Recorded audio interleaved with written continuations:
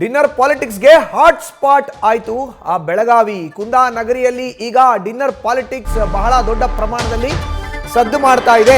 ಬೆಳಗಾವಿಯ ಸುವರ್ಣ ವಿಧಾನಸೌಧದಲ್ಲಿ ನಡೀತಾ ಇರುವಂತಹ ಚಳಿಗಾಲದ ಅಧಿವೇಶನದ ಹಿನ್ನೆಲೆಯಲ್ಲಿ ಡಿನ್ನರ್ ಪಾಲಿಟಿಕ್ಸ್ ಈಗ ತುಂಬಾ ದೊಡ್ಡ ಪ್ರಮಾಣದಲ್ಲಿ ಸದ್ದು ಮಾಡ್ತಾ ಇದೆ.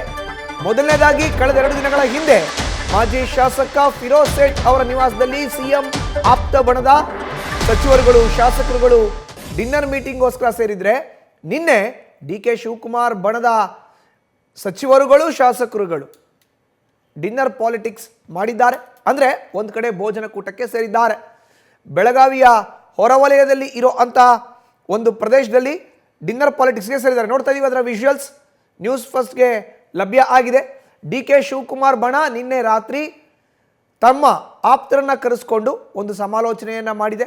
ಊಟದ ನೆಪದಲ್ಲಿ ಬೆಳಗಾವಿಯಲ್ಲಿ ನಡೀತಾ ಇರುವಂತಹ ಚಳಿಗಾಲದ ಅಧಿವೇಶನದ ಹಿನ್ನೆಲೆಯಲ್ಲಿ ಎಲ್ಲ ನಾಯಕರುಗಳು ಬೆಳಗಾವಿಯಲ್ಲಿ ಬೀಡು ಬಿಟ್ಟಿದ್ದಾರೆ. ಈಗ ಬೆಳಗಾವಿ ಹಾಟ್ಸ್ಪಾಟ್ ಆಗಿದೆ.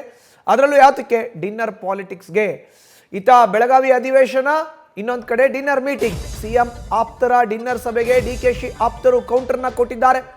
ಮೊನ್ನೆ ಕಳೆದ 2 ದಿನಗಳ ಹಿಂದೆ, ಅರ್ಥಾತ್ ಇವತ್ತು ಶುಕ್ರವಾರ, ಬುಧವಾರ ರಾತ್ರಿ ಮಾಜಿ ಶಾಸಕ ಫಿರೋಜ್ ಸೇಠ್ ಅವರ ನಿವಾಸದಲ್ಲಿ ಸಚಿವರಾಗಿರುವಂತಹ ಸತೀಶ್ ಜಾರಕಿಹೊಳಿ, ಜಮೀರ್ ಅಹಮದ್ ಖಾನ್ ಹಾಗೆ ರಹೀಂ ಖಾನ್ ಸಚಿವರುಗಳು, ಅವ್ರನ್ನ ಹೊರತುಪಡಿಸಿದ್ರೆ ಕೆಲವೊಂದಿಷ್ಟು ಶಾಸಕರುಗಳು ನೇರವಾಗಿ ಸಿಎಂ ಆಪ್ತ ಬಣದಲ್ಲಿ ಗುರುತಿಸ್ಕೊಳ್ಳೋ ಅಂಥವರು ಬೆಳಗಾವಿಯ ಹನುಮಾನ್ ನಗರದಲ್ಲಿ ಇರೋ ಅಂಥ ಮಾಜಿ ಶಾಸಕ ಫಿರೋಜ್ ಸೇಠ್ ಅವರ ನಿವಾಸದಲ್ಲಿ ಸೇರಿದ್ರು ಊಟಕ್ಕೋಸ್ಕರ. ಅದಾದ ಬಳಿಕ ನಿನ್ನೆ ತಡರಾತ್ರಿ ಡಿನ್ನರ್ ಪಾಲಿಟಿಕ್ಸ್ ಮತ್ತೊಂದು ಕಡೆ ಡಿ.ಸಿ.ಎಂ ಡಿ.ಕೆ. ಶಿವಕುಮಾರ್ ಅವರ ಬಣ, ಅವರ ಜೊತೆ ಒಂದಷ್ಟು ಶಾಸಕರುಗಳು ಗುರುತಿಸ್ಕೊಂಡಿದ್ದಾರೆ. ನೋಡಬಹುದು ಅದರ ದೃಶ್ಯಾವಳಿಗಳನ್ನು.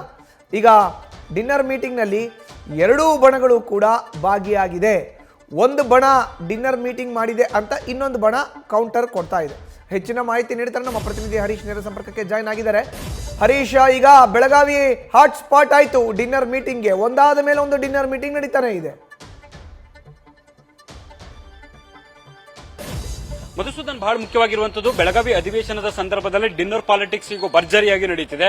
ಒಂದು ಸಿಎಂ ಸಿದ್ದರಾಮಯ್ಯ ಅವರು ಔತಣಕೂಟ ಏರ್ಪಡಿಸಿದ್ರು ಅನ್ನುವಂತ ಬೆನ್ನಲ್ಲೇ ಕೂಡ ಇದೀಗ ಡಿ.ಕೆ. ಶಿವಕುಮಾರ್ ಅವರು ಕೂಡ ಅವರ ನೇತೃತ್ವದಲ್ಲಿ ಔತಣಕೂಟ ನಡೆಸಿರುವಂತದ್ದು ಸಾಕಷ್ಟು ಕುತೂಹಲ ಕೆಡೆ ಮಾಡಿಕೊಟ್ಟಿದೆ. ಕಳೆದ 2 ದಿನಗಳ ಹಿಂದಷ್ಟೇ ಕೂಡ ಸಿಎಂ ಸಿದ್ದರಾಮಯ್ಯ ಅವರು ತಮ್ಮ ಆಪ್ತರ ಜೊತೆ ಔತಣಕೂಟಕ್ಕೆ ತೆರಳಿದ್ರು. ಸೊ ಇದರ ಬೆನ್ನಲ್ಲೇ ಈಗ ನಿನ್ನೆ ರಾತ್ರಿ ಡಿ.ಕೆ. ಶಿವಕುಮಾರ್ ಅವರು ತಮ್ಮ ಆಪ್ತರ ಮೂಲಕ ಔತಣಕೂಟ ಆಯೋಜಿಸುವಲ್ಲಿ ಕೂಡ ಯಶಸ್ವಿಯಾಗಿದ್ದಾರೆ. ಅಂದ್ರೆ ಒಂದು ಎಂ.ಸಿ. ಸುಧಾಕರ್, ಮಂಕಳ ವೈದ್ಯ, ಕೆ.ಎಚ್. ಮುನಿಯಪ್ಪ ಸೇರಿದಂತೆ ಹಲವು ಸಚಿವರು ಮತ್ತೆ ಶಾಸಕರೆಲ್ಲರೂ ಕೂಡ ಬಹುತೇಕ 30ಕ್ಕೂ ಹೆಚ್ಚು ಜನ ಭಾಗವಹಿಸಿದ್ರು ಅಂತ ಹೇಳಲಾಗ್ತಿದೆ. ಸೊ ಈ ಒಂದು ಡಿನ್ನರ್ ಪಾಲಿಟಿಕ್ಸ್ ಸಹಜವಾಗಿ ಕೂಡ ನಾಯಕತ್ವದ ವಿಚಾರಕ್ಕೆ ಮುಂಚೂಣಿಗೆ ಬಂದಿರುವಂತಹ ಹಿನ್ನೆಲೆಯಲ್ಲಿ ಕೂಡ ಸಹಜವಾಗಿ ಪೈಪೋಟಿಗೆ ಬಿದ್ದಂತೆ ಈಗ ಸಿಎಂ ಸಿದ್ದರಾಮಯ್ಯ ಮತ್ತೆ ಡಿ.ಸಿ.ಎಂ ಡಿ.ಕೆ. ಶಿವಕುಮಾರ್ ಬಣಗಳ ನಡೆಯುತ್ತಿರುವಂತಹ ಒಂದು ಬಣದ ತಿಕ್ಕಾಟ ಅನ್ನುವಂಥದ್ದು ಕೂಡ ಗೊತ್ತಾಗ್ತಿದೆ. ಅಂದ್ರೆ ಒಂದು ಅಧಿವೇಶನ ಸಂದರ್ಭದಲ್ಲಿ ಯಾವುದೇ ಕಾರಣಕ್ಕೂ ಕೂಡ ಈ ಬಣಗಳ ತಿಕ್ಕಾಟ ಆಗಬಾರ್ದು ಅನ್ನುವಂಥ ನಿಟ್ಟಿನಲ್ಲಿ ಕೂಡ ಹೈಕಮಾಂಡ್ ನಾಯಕರು ಬ್ರೇಕ್ಫಾಸ್ಟ್ ಮೀಟಿಂಗ್ ಅನ್ನ ಆಯೋಜಿಸಿದ್ರು. ಆದ್ರೆ ಅಧಿವೇಶನದ ಹೊತ್ತಲ್ಲೇ ಈಗ ನಾಯಕತ್ವ ಕಿಚ್ಚು ಮತ್ತೆ ತಾರಕಕ್ಕೇರಿದೆ. ಇದರ ಮುಂದುವರೆದ ಭಾಗವಾಗಿ ಸಿಎಂ ಸಿದ್ದರಾಮಯ್ಯ ಅವರು ಹೇಗೆ ಔತಣಕೂಟ ನಡೆದ್ರು ಆಪ್ತರ ಜೊತೆಗೆ ಅನ್ನುವಂಥದ್ದು ಇದೆಯಲ್ಲ, ಅದಕ್ಕೆ ಪ್ರತಿಯಾಗಿ ಡಿ.ಸಿ.ಎಂ ಡಿ.ಕೆ. ಶಿವಕುಮಾರ್ ಅವರು ಕೂಡ ತಮ್ಮ ಆಪ್ತನ ಮೂಲಕವೇ ಕೂಡ ಔತಣಕೂಟ ಆಯೋಜಿಸುವ ಮೂಲಕ ಕೌಂಟರ್ ಅನ್ನು ಕೊಟ್ಟಿದ್ದಾರೆ. ಹಾಗಾಗಿ ಮುಂಬರುವ ದಿನಗಳಲ್ಲಿ ಅಂದ್ರೆ ಅಧಿವೇಶನ ಕೂಡ ಇನ್ನೂ 19ನೇ ತಾರೀಕುವರೆಗಿದೆ. ಸೊ ಹೀಗಾಗಿ ಅಧಿವೇಶನದ ಹೊತ್ತಲ್ಲೇ ಮತ್ತೆ ಯಾವ್ಯಾವ ಸ್ವರೂಪಗಳು ಪಡ್ಕೊಳ್ಳುತ್ತೆ ಇದು ಅನ್ನುವಂಥದ್ದು ಕೂಡ ಕುತೂಹಲ ಕೆಡೆ ಮಾಡಿಕೊಟ್ಟಿದೆ. ಒಂದು ಹಂತದಲ್ಲಿ ಕೂಡ ತಮ್ಮ ಆಪ್ತರ ಸಂಖ್ಯೆಯನ್ನು ಹೆಚ್ಚಿಸಿಕೊಳ್ಳುವಂತ ನಿಟ್ಟಿನಲ್ಲಿ ಕೂಡ ಡಿ.ಸಿ.ಎಂ ಡಿ.ಕೆ. ಶಿವಕುಮಾರ್ ಅವರು ಈಗ ಪ್ರಯತ್ನ ನಡೆಸುತ್ತಿರುವಂತದ್ದು ಗೊತ್ತಾಗಿದೆ.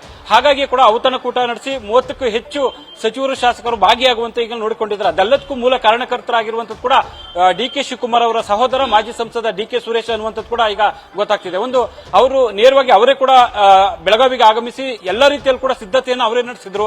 ಇವೆಲ್ಲವೂ ಕೂಡ ಔತಣಕೂಟಕ್ಕೆ ಪರೋಕ್ಷವಾಗಿ ಅವರೇ ನಿಂತಿದ್ರು ಅನ್ನುವಂಥದ್ದು ಕೂಡ ಗೊತ್ತಾಗ್ತಿದೆ. ಹಾಗಾಗಿ ಇದು ಪೈಪೋಟಿಯ ಮುಂದುವರಿದ ಭಾಗವಾಗಿ ಕಾಣಿಸುತ್ತಿರುವ ಔತಣಕೂಟ ಅಂತ ಹೇಳ್ಬಹುದು. ಮಧುಸೂದನ್, ಹರೀಶ್, ಇನ್ನು ಸಿಎಂ ಬಣದ ಔತಣಕೂಟಕ್ಕೆ ಖಂಡಿತವಾಗ್ಲೂ ಕೌಂಟರ್ ಕೊಡ್ಲಿಕ್ಕೆ, ಜೊತೆಗೆ ಶಾಸಕರು ನಮ್ಮ ಪರ ಇದ್ದಾರೆ ಅಂತ ಬಲ ಪ್ರದರ್ಶನಕ್ಕೆ, ಸಂಖ್ಯಾ ಬಲ ಹೆಚ್ಚಿಸಿಕೊಳ್ಳಲಿಕ್ಕೆ ಈ ಡಿನ್ನರ್ ಮೀಟಿಂಗ್ ಮಾಡಿರಬಹುದಲ್ವ? ಖಂಡಿತವಾಗಿ ಮಧುಸೂದನ್, ಯಾಕಂತಂದ್ರೆ ಪೈಪೋಟಿಗೆ ಬಿದ್ದಂತೆ ಕೂಡ ಇವೆಲ್ಲ ಔತಣಕೂಟ ನಡೀತಿರುವಂತದ್ದು ಗೊತ್ತಾಗ್ತಿದೆ. ಸೊ ಸಿಎಂ ಸಿದ್ದರಾಮಯ್ಯ ಜೊತೆಗೆ ಹಿರಿಯ ಸಚಿವರಲ್ಲ ಅಷ್ಟೇ ಅಲ್ಲ, ಜೊತೆಗೆ ಒಂದಷ್ಟು ಜನ ಶಾಸಕರೆಲ್ಲರೂ ಕೂಡ ಔತಣಕೂಟಕ್ಕೆ ತೆರಳಿದ್ರು. ಸೊ ಡಿ.ಸಿ.ಎಂ ಡಿ.ಕೆ. ಶಿವಕುಮಾರ್ ಅದನ್ನ ಪ್ರತಿಷ್ಠೆಯಾಗಿ ತೆಗೆದುಕೊಂಡಂತೆ ಕಾಣಿಸುತ್ತೆ. ಹಾಗಾಗಿ ಕೂಡ ನಿನ್ನೆ ನಡೆದಂತ ಔತಣಕೂಟಕ್ಕೆ ಪ್ರತಿಯೊಬ್ಬರನ್ನು ಕೂಡ ಆಹ್ವಾನಿಸಿದ್ರು ಅನ್ನುವಂತ ಮಾಹಿತಿ ಲಭ್ಯ ಆಗ್ತಿದೆ. ಖುದ್ದಾಗಿ ದೂರವಾಣಿ ಕರೆ ಮಾಡಿ ಬನ್ನಿ ಔತಣಕೂಟಕ್ಕೆ ಅನ್ನುವಂಥದ್ದು ಕೂಡ ಆಹ್ವಾನ ನೀಡ್ತಿದ್ರು ಅಂತ ಹೇಳಲಾಗ್ತಿದೆ. ಅದೆಲ್ಲವೂ ಕೂಡ ಡಿ.ಕೆ. ಸುರೇಶ್ ಅವರು ಮಾಡ್ತಿದ್ರು ಅನ್ನುವಂಥದ್ದು ಕೂಡ ಈಗ ಮಾಹಿತಿ ಗೊತ್ತಾಗ್ತಿದೆ. ಹಾಗಾಗಿ ಇದು ಒಂದು ರೀತಿಯ ಪ್ರತಿಷ್ಠೆಯಾಗಿ ಪರಿಣಮಿಸಿರುವಂತದ್ದು ಕೂಡ ಇಲ್ಲಿ ಗೊತ್ತಾಗ್ತಿದೆ. ಯಾಕಂತಂದ್ರೆ ನಾಯಕತ್ವ ವಿಚಾರ ಅಧಿವೇಶನ ಮುಗಿದ ಬಳಿಕ ಯಾವ ಸ್ವರೂಪ ಪಡ್ಕೊಳ್ಳುತ್ತೆ ಅನ್ನುವಂಥದ್ದು ಕೂಡ ಸಾಕಷ್ಟು ಕುತೂಹಲಕ್ಕೆ ಎಡೆ ಮಾಡಿಕೊಟ್ಟಿದೆ. ಖುದ್ದು ಹೈಕಮಾಂಡ್ ನಾಯಕರು ಸಿಎಂ ಮತ್ತು ಡಿಸಿಎಂ ಇಬ್ಬರಿಗೂ ಕೂಡ ಬುಲಾವ್ ನೀಡುವಂತ ಸಾಧ್ಯತೆ ದಟ್ಟವಾಗಿದೆ ಅನ್ನುವಂಥದ್ದು ಕೂಡ ಗೊತ್ತಾಗ್ತಿದೆ. ಸೊ ಇದರ ನಡುವೆ ತಮ್ಮ ತಮ್ಮ ಬಣಗಳ ಶಕ್ತಿ ಪ್ರದರ್ಶನದ ಮುಂದುವರೆದ ಭಾಗವಾಗಿ ಡಿಕೆ ಶಿವಕುಮಾರ್ ಅವರು ನನ್ನೆ ಔತಣಕೂಟ ಕರೆದಿದ್ರು ಅನ್ನುವಂಥದ್ದು ಕೂಡ ಕೇಳಿಬರ್ತಿದೆ. ಮಧುಸೂದನ್, ಧನ್ಯವಾದ ಹರೀಶ್ ನಿಮ್ಮ ಮಾಹಿತಿಗೆ. ನ್ಯೂಸ್ ಫಸ್ಟ್ ನಿರ್ಭೀತಿಯಿಂದ ನಿಮ್ಮ ಪರವಾಗಿ.